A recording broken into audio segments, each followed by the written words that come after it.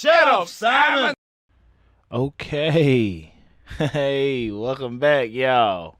What is going on? I'm hyped, bruh. This episode number 5. I got 5 on it. I don't even know what he said right there. But I'm super hyped, y'all. We 5 episodes in. I'm just trying to keep it up as much as y'all trying to keep listening. You feel me? By the time y'all hear this, though, y'all gonna have already heard this news. But as of yesterday, we live on Apple Podcasts. Okay, so shit, check us out. Go wherever you get your shit. What I mean is, if you get your shit from Apple, we there. We live. We legitimate. We is official, bruh. Not much new is going on. Oh, that's a lie. That is a lie. We still in quarantine though.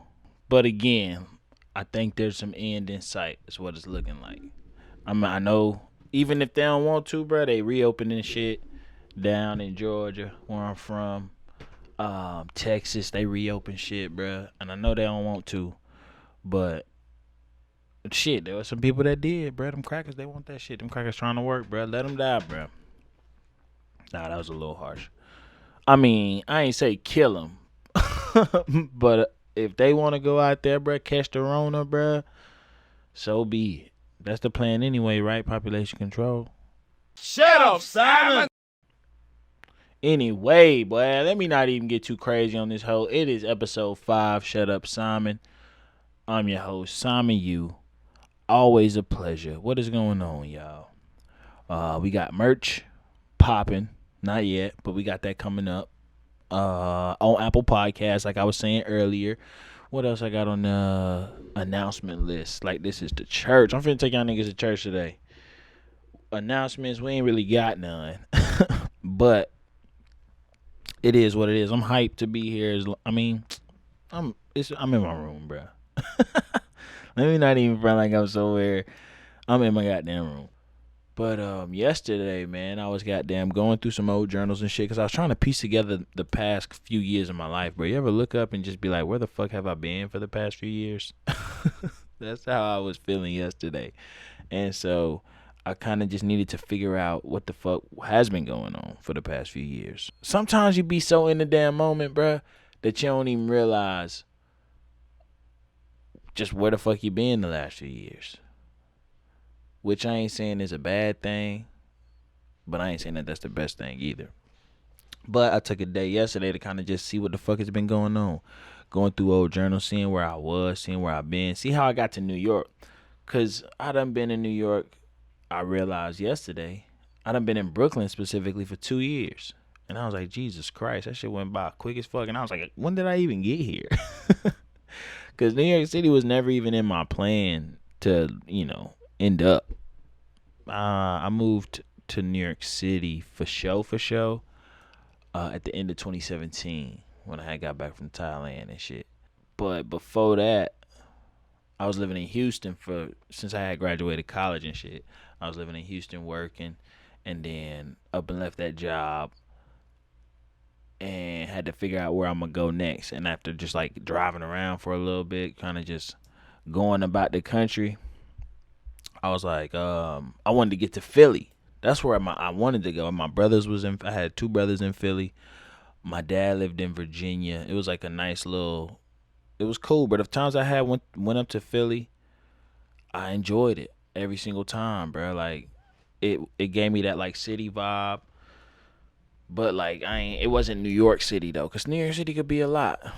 I went to school upstate New York. So like in the summers and shit, I would intern in New York City. So I got my little taste of what it would be like to live there early on in the game. So I wasn't just going in blind. And I had a lot of homies up north. But I was not even trying to be in New York. But sometimes, like I said, I'm gonna take y'all to church. Sometimes God has other plans for you. You know what I'm saying? Nah, I'm playing, bro. But for real, sometimes you just gotta go with the flow of shit. And I had wanted to get to Philly after I left Houston. And I was kind of chilling at my dad's in Virginia for a little bit and chilling at my other homies who was living in Virginia near D.C. But my dad was staying like out in the sticks, like farmland, Virginia, which was cool. Which was cool to be out of trying to figure out. That's the best place to be if you're trying to figure out, your next move and shit. I'm trying to figure out what I'm gonna do, and then a homie of mine from Cuse hits me up, and it's like, hey, they interviewing for a job and at the time she was working at MTV. She was working at VH1, but MTV's in the same building. Actually, I don't even know if I can say that, bro. It's a podcast and it's early on. I'm gonna just hope don't nobody listen. But the details make the story, bro. You know what I'm saying? I can't just be no bitch ass nigga to be leaving out the details for the sake of somebody else's job. I'm just playing. That's pretty selfish. She was like, they interviewing for an assistant position, and I ain't never been no assistant, but I was like, shit, a nigga need a job, cause I wasn't making no bread. So go up there for the interview, get the shit just off the strength of like my homie was working there, and my homie was like pretty well liked in the company and shit. Shit, bro, they was fucking with a nigga. When it come to interviews and shit, I can charm and swindle my way into some employment. You feel me? So I got that job. I was working there, and that was the first time I had low-key moved to New York. And I was living in Harlem. And I was living with this random girl that I met on the internet. In New York, that's the crazy part about New York, bro. It's like your dead ass just live with strangers. Other than college. But in college, you don't really have no choice. And in New York, you got a choice for sure. Let me not even say you don't got no choice either. But shit, that's expensive as rent is in this hole. You really ain't got no goddamn choice for real unless you making shit millions of dollars, goddamn. Only people I know living by themselves, bruh. Paid, bruh. Them niggas rich.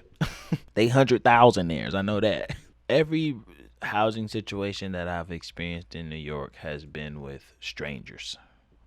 Which is very just trusting of to be in a place like New York, bruh. But that's what come with this shit though. That's one of the things about just being in a place like New York. It's just like your dead ass tried just to live here. You'll just live with people you've never even met. Don't even know who the fuck they are. But this one girl that I met on the internet, she was looking for a roommate. Bro, when I tell y'all this room was so goddamn small, bro. Thinking about it right now, I'm insulted. At just how much money I was spending on that room. It wasn't even a whole apartment. It was a tiny ass room. When I first moved in, it was a goddamn bunk bed in that hoe. So it was a twin size mattress. And it wasn't even no bunk bed like it was a bottom bunk. It was just like one of them top bunk shits. And then you put like a desk or some shit underneath. And that's how tiny the room was. Niggas had to like build up in that hoe. I lived there for maybe like a few months because I ain't last too long at that job, bro. Like I said, I had never been an assistant.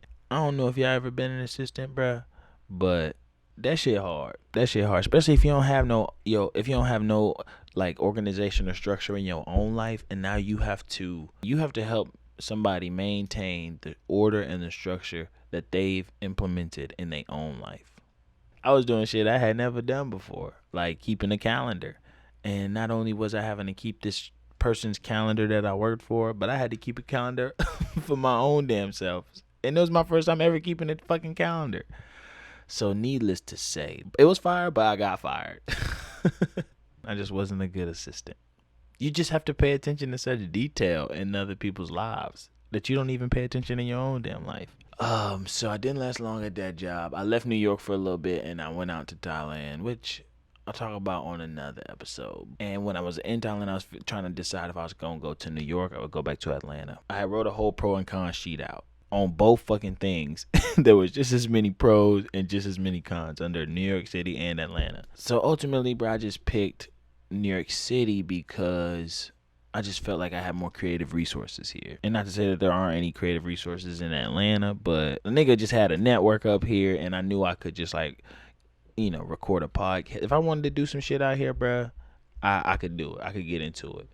Just because my network was here. I went to school not too far from here. A lot of my homies who I went to school with had posted up here was working, bruh. They had money, you know what I'm saying? Like, and your homies, bruh, they'll goddamn fuck with you on some if you broke type of shit and you need a hand quicker than your family will, honestly. So I was I was out sad and I was crashing on my homie's couch in Harlem again, bro. I was like, I'm gonna stay in Harlem. And I was shitting on Brooklyn the whole time. But this is when I was like decided I was gonna live in New York. So I was trying to figure out, all right, I need my own spot to live.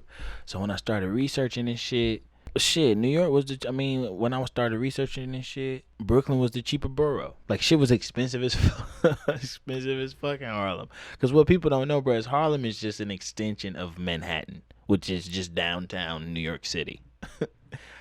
But and that shit, bro, I ain't had the bread for that. After about 3 months on my homie's couch and shit, I picked up another job. I'm working at the coffee shop. After about 3 months, my niggas put me out. They was like, bro, they sat me down, and they ain't really put me out, but they was just like, all right, bro, you got to figure out what you're doing and shit. Because sometimes, bro, niggas compete when you ain't really trying to make no moves like that, but you really making moves. I just wasn't really looking that hard for a place to live. But I was, you know what I'm saying, doing my thing in New York, trying to establish my network so that I could make some money and shit. But I was, you know what I'm saying, I had got comfortable, I ain't gonna lie. And they was my homies and shit, so they wasn't really tripping until they was, bro. And I appreciate them for tripping, bro, cause like it just came down to some shit like, bro, what you doing? I just had to figure it out. I had to really just buckle down and get my shit right, bro. Cause a lot of times, bro, a nigga would just float. Sometimes I had such a like nomadic mind that I would just kind of float about for a while, bro, for a while. Hence, like, why I just took that job as an assistant. You know what I mean? Just like whatever came about, I was just like, all right, bet. It's presented in front of me for a reason. Let me see what's up. But you know, you can't always be like that, bro. You gotta be real selective about what you choose, bro. About what you choose to spend your time and invest your time in. But we'll get to that. This is when I moved to Brooklyn about 2 years ago. My niggas put me off their couch. Had to get my shit right. And at first, bro, I didn't want to move to Brooklyn, bro. I used to shit on Brooklyn, bro. First off, bro, New York City, when you first get here, there's 3 things you notice, bro. First thing you notice is that it stank. Second thing you notice is that it's dirty as fuck, and that it's hella people. And I thought that it would be just so much worse in Brooklyn. I don't know why I thought that shit. And because they was telling me all the nightmares about the gentrifying white folks that was moving out there and taking over and shit. And I felt like Harlem was where my people was, and I was trying to be with my people. You feel me? Black people. I'm just kind of like, man, I ain't trying to move to Brooklyn and shit, but I go out there and I start looking at cribs, and it just came down to what I can afford, and I can only afford to move out to Brooklyn and shit. So shit, I moved to Brooklyn, and that's when I was kind of just like settling in, like, okay, bet I'm gonna move to New York. I'm living in New York, bro. This is when I was like, all right, I'm officially living in New York, and as a Southerner in New York, I've noticed just so much different shit. Just so much different shit, but so much shit is the same. Nah, that's a lot. So much different shit, but there are just a few shits that's the same. And it's not all bad. Everything about this place is not all bad. It's the reason why I'm still here. But this place, bro, first off, it's aggressive. It's very aggressive. Everybody here is aggressive. The men, the women, the children, everybody is aggressive. They will beat the old lady's ass real quick. You know what I'm saying? And at first it kind of throws you off. Because I'm from the South again, bro. I'm used to that, like, Southern hospitality shit. Everybody nice. Everybody kind of fucking just waving, saying how you doing, asking you how your day going. Or not even asking you how your day going, but they just repeating the same shit that you say back to them, which I find so funny. Hey, how you doing? Hey, how you doing? Hey, what's going on? What's going on? Bro, it's just so funny how niggas just greet each other with the same damn questions. But everybody kind of nice and shit. But then when I was here and niggas ain't nice, like, at all, bro. Like you never know what the crazy motherfuckers here. Like, it ain't like in Atlanta or, like, you know what I'm saying, most places I've been, crackheads, they tiny and they fragile and you could take them. You know what I'm saying? But here, bro, these niggas be large and swole and aggressive, and you just don't know, bro, and tall. And I ain't no tall nigga, bro. You just never know. Niggas here is crazy. I done seen it go down. And you just like, no way he's about to just body slam this fragile old woman. Bruh, but I'm telling you though, that aggression, that shell that it creates, I'm appreciative of it. You know what I'm saying? Like, when I got here, I had a soul and, you know, some level of humanity. And now, bruh, I goddamn kick a nigga off the train if he having a seizure just because I'm going to be late, bruh. And everybody on that train will goddamn help me out too, bruh. And that's how it is. That's how cold it is in this hole. But you appreciate that though. And people aren't cold when they know you. I don't want it to get mistaken that like everybody in New York is just kind of like fucked up and mean and just cold blooded and ruthless. Most of them are, bro. But when you get to know a few of them, they kind and they generous and they just like, you know what I'm saying, your favorite auntie. You know what I mean? They considerate, they thoughtful, and they not all just like, you know, they crazy, bro. But they not all just like out to just beat your ass. It is dirty here, bro. I ain't gonna lie. It is dirty. I don't I don't understand why it is so dirty here. Cause I done been to other places where there's just as many people and not enough space.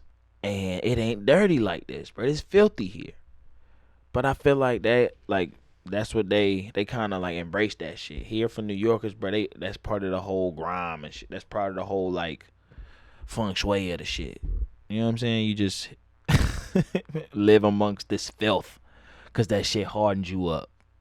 And I ain't saying that every other city is super clean, bro. Other cities be dirty too. Like Atlanta, all the streets and shit ain't clean. But the dirty be like dirt, like nigga, dirt from the ground. That shit don't be just like trash.